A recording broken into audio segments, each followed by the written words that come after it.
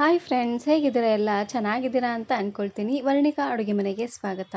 ಇವತ್ತಿನ ವಿಡಿಯೋದಲ್ಲಿ ಮೆಣಸಿನಕಾಯಿ, ಶೇಂಗಾ ಬೀಜ ಹಾಗೆಯೇ ಸ್ವಲ್ಪ ಈರುಳ್ಳಿನ ಬಳಸಿ ತುಂಬಾ ರುಚಿಯಾಗಿರುವಂತಹ ಒಂದು ರೆಸಿಪಿನ ಯಾವ ರೀತಿ ಮಾಡೋದು ಅಂತ ನೋಡೋಣ. ಇದನ್ನು ಮಾಡಲಿಕ್ಕೆ ಮೊದಲು ನಾನಿಲ್ಲಿ ಒಂದು ಅಗಲವಾಗಿರುವಂತಹ ಪಾತ್ರೆಗೆ ಹೆಚ್ಚಿರುವಂತಹ ಮೆಣಸಿನಕಾಯಿನ ಹಾಕ್ಕೊಳ್ತಾ ಇದ್ದೀನಿ. ನಾನಿಲ್ಲಿ ಮೀಡಿಯಮ್ ಸೈಜಿನ ಒಂದು 5-6 ಮೆಣಸಿನಕಾಯಿನ ಹಾಕ್ಕೊಳ್ತಾ ಇದ್ದೀನಿ. ಮೆಣಸಿನಕಾಯಿನ ಈ ರೀತಿಯಾಗಿ ಉದ್ದವಾಗಿ ಕಟ್ ಮಾಡಿ ಹಾಕ್ಕೊಳ್ಳಿ, ಚೆನ್ನಾಗಿರುತ್ತೆ. ಇದಕ್ಕೆ ನಾನು ಇವಾಗ ಸ್ವಲ್ಪ ಎಣ್ಣೆನ ಹಾಕ್ಕೊಂಡು ಉರಿನ ಪೂರ್ತಿಯಾಗಿ ಲೋ ಫ್ಲೇಮ್ನಲ್ಲೇ ಇಟ್ಟು ಒಂದು 3-4 ನಿಮಿಷವರೆಗೂ ಚೆನ್ನಾಗಿ ಇದನ್ನು ಫ್ರೈ ಮಾಡ್ಕೊಳ್ಬೇಕು.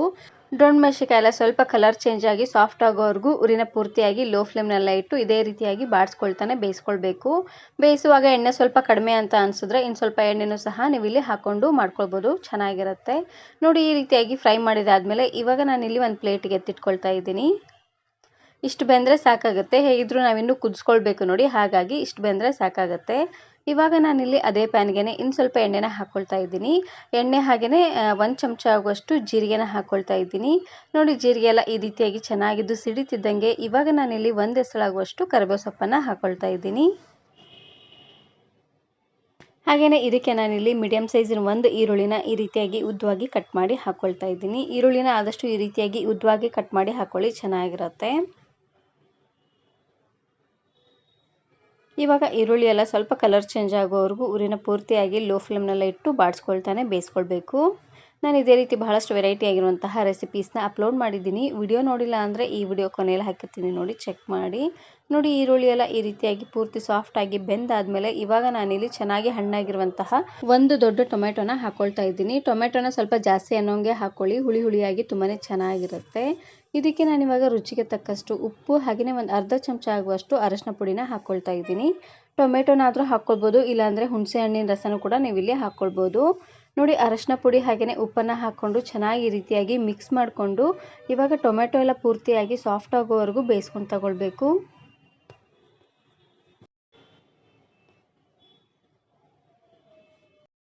ಬೇಯಿಸುವಾಗ ಎಣ್ಣೆ ಏನಾದರೂ ಸ್ವಲ್ಪ ಕಡಿಮೆ ಅಂತ ಅನಿಸಿದ್ರೆ ಇನ್ನು ಸ್ವಲ್ಪ ಎಣ್ಣೆನೂ ಸಹ ನೀವು ಇಲ್ಲಿ ಹಾಕ್ಕೊಳ್ಬೋದು. ನಾನಿಲ್ಲಿ ಇನ್ನು ಸ್ವಲ್ಪ ಎಣ್ಣೆನ ಹಾಕ್ಕೊಂಡು ಬೇಯಿಸ್ಕೊಳ್ತಾ ಇದ್ದೀನಿ.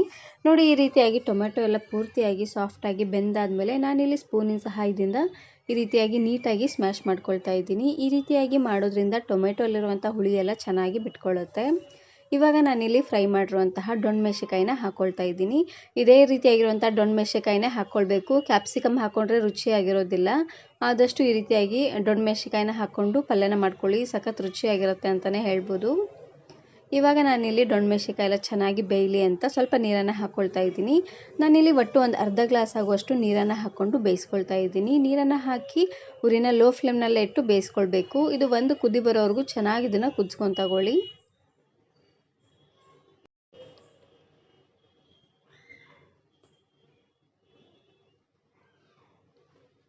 ಇವಾಗ ನೋಡ್ತಾ ಇರ್ಬೋದು, ಮೆಣಸಿನಕಾಯಿ ಎಲ್ಲ ಚೆನ್ನಾಗಿ ಕುದಿ ಬರ್ತಾ ಇದೆ ಅಲ್ವಾ. ಒಂದು ಸಾರ್ತಿ ಈ ರೀತಿಯಾಗಿ ಚೆನ್ನಾಗಿ ಇದನ್ನು ಮಿಕ್ಸ್ ಮಾಡಿಕೊಂಡು ರುಚಿ ನೋಡಿ, ಉಪ್ಪೇನಾದರೂ ಕಡಿಮೆ ಅಂತ ಅನಿಸಿದ್ರೆ ಇನ್ನು ಸ್ವಲ್ಪ ಉಪ್ಪನ್ನು ಸಹ ನೀವು ಇಲ್ಲಿ ಹಾಕ್ಕೊಂಡು ಬೇಯಿಸ್ಕೊಳ್ಬೋದು. ಇವಾಗ ನಾನಿಲ್ಲಿ ಶೇಂಗಾ ಪುಡಿನ ಹಾಕ್ಕೊಳ್ತಾ ಇದ್ದೀನಿ. ಶೇಂಗಾನ ಚೆನ್ನಾಗಿ ಹುರಿದು ಈ ರೀತಿಯಾಗಿ ಪುಡಿ ಮಾಡಿ ಇಟ್ಕೊಂಡಿದ್ದೆ. ಆ ಪುಡಿನ 2 ಚಮಚ ಆಗುವಷ್ಟು ಹಾಕ್ಕೊಳ್ತಾ ಇದ್ದೀನಿ. ಹಾಗೆಯೇ ಗುರೆಳ್ ಪುಡಿನ ಹಾಕ್ಕೊಳ್ತಾ ಇದ್ದೀನಿ. 2 ಚಮಚ ಶೇಂಗಾ ಪುಡಿ ಹಾಗೆಯೇ 1 ಚಮಚ ಆಗುವಷ್ಟು ಗುರೆಳ್ ಪುಡಿನ ಹಾಕ್ಕೊಳ್ತಾ ಇದ್ದೀನಿ. ನೋಡಿ, ಎರಡನ್ನೂ ಹಾಕ್ಕೊಂಡು ಚೆನ್ನಾಗಿ ಇದನ್ನು ಈ ರೀತಿಯಾಗಿ ಮಿಕ್ಸ್ ಮಾಡಿಕೊಂಡು ಇವಾಗ ಲೋ ಫ್ಲೇಮ್ನಲ್ಲೇ ಇಟ್ಟು ಚೆನ್ನಾಗಿ ಇದನ್ನು ಕುದಿಸ್ಕೊಂಡು ತಗೊಳ್ಬೇಕು.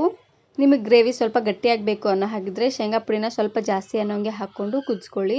ನಾನಿಲ್ಲಿ ಸ್ವಲ್ಪ ತೆಳ್ಳ ಅನ್ನೋಂಗೆ ಮಾಡ್ಕೊಳ್ತಾ ಇದ್ದೀನಿ, ಯಾಕಂದರೆ ಅನ್ನದ ಜೊತೆಗೂ ಚೆನ್ನಾಗಿ ಹೊಂದ್ಕೊಳ್ಳುತ್ತೆ ನೋಡಿ. ಹಾಗಾಗಿ ನಾನಿಲ್ಲಿ ಕರೆಕ್ಟಾಗಿ ಮೀಡಿಯಮ್ ಸೈಜಲ್ಲೇ ಮಾಡ್ಕೊಳ್ತಾ ಇದ್ದೀನಿ. ಪೂರ್ತಿ ತೆಳ್ಳದಾಗೂ ಇಲ್ಲ, ಪೂರ್ತಿ ಗಟ್ಟಿಯಾಗೂ ಇಲ್ಲ. ನೋಡಿ, ಈ ರೀತಿಯಾಗಿ ಚೆನ್ನಾಗಿದು ಕುದ್ದಾದ್ಮೇಲೆ ಗ್ಯಾಸನ್ನು ಆಫ್ ಮಾಡ್ಕೊಳ್ತಾ ಇದ್ದೀನಿ. ಇವಾಗ ನೋಡ್ತಾ ಇರ್ಬೋದು, ಗ್ರೇವಿ ಸ್ವಲ್ಪ ಗಟ್ಟಿಯಾಗಿ ಬರ್ತಾ ಇದೆ. ಇದು ಗ್ಯಾಸನ್ನು ಆಫ್ ಮಾಡಿಕೊಂಡು ಒಂದು ಅರ್ಧ ಗಂಟೆ ಅಷ್ಟೊತ್ತು ಬಿಟ್ಟರೆ ಇನ್ನೂ ಪೂರ್ತಿಯಾಗಿ ಗಟ್ಟಿ ಆಗುತ್ತೆ. ದಿನಾಲೂ ರೊಟ್ಟಿ ಜೊತೆ ಹಾಗೆಯೇ ಅನ್ನದ ಜೊತೆ ಸಪ್ರೇಟಾಗಿ ಪಲ್ಯ ಮಾಡಬೇಕು, ಹಾಗೆಯೇ ಸಾಂಬಾರು ಎಲ್ಲ ಮಾಡಬೇಕು ಅನ್ನೋರು ಈ ರೀತಿಯಾಗಿ ಗ್ರೇವಿನ ಮಾಡ್ಕೊಳ್ಳಿ. ಅನ್ನದ ಜೊತೆ ಚಪಾತಿ ಹಾಗೆಯೇ ರೊಟ್ಟಿ ಜೊತೆಗೆಲ್ಲ ಚೆನ್ನಾಗಿ ಹೊಂದ್ಕೊಳ್ಳುತ್ತೆ. ಇವಾಗ ನೋಡ್ತಾ ಇರ್ಬೋದು, ಗ್ಯಾಸನ್ನು ಆಫ್ ಮಾಡಿ ಆಗಲೇ ಒಂದು 10-15 ನಿಮಿಷ ಆಗಿದೆ. ಗ್ರೇವಿ ತುಂಬಾ ಗಟ್ಟಿಯಾಗಿ ಚೆನ್ನಾಗಿ ಬಂದಿದೆ, ನೋಡ್ತಾ ಇದ್ದೀರಲ್ವಾ. ಒಂದು ಸಾರ್ತಿ ಈ ರೀತಿಯಾಗಿ ಮೆಣಸಿನಕಾಯಿ ಪಲ್ಯನ ಮಾಡಿ ನೋಡಿ, ತುಂಬಾ ಇಷ್ಟಪಟ್ಟು ತಿಂತಾರೆ ಅಂತಲೇ ಹೇಳ್ಬೋದು. ಈ ವಿಡಿಯೋ ಇಷ್ಟ ಆದರೆ ಈಗಲೇ ಒಂದು ಲೈಕ್ ಬಟನನ್ನು ಕ್ಲಿಕ್ ಮಾಡಿ ಫ್ರೆಂಡ್ಸ್ ಆ್ಯಂಡ್ ಫ್ಯಾಮಿಲಿ ಜೊತೆಗೆ ಶೇರ್ ಮಾಡಿ. ಹಾಗೆಯೇ ಮತ್ತಷ್ಟು ಹೊಸ ರೆಸಿಪಿಗಾಗಿ ವರ್ಣಿಕಾ ಅಡುಗೆ ಮನೆ ಯೂಟ್ಯೂಬ್ ಚಾನಲನ್ನು ಸಬ್ಸ್ಕ್ರೈಬ್ ಮಾಡ್ಕೊಳ್ಳಿ. Thanks for watching.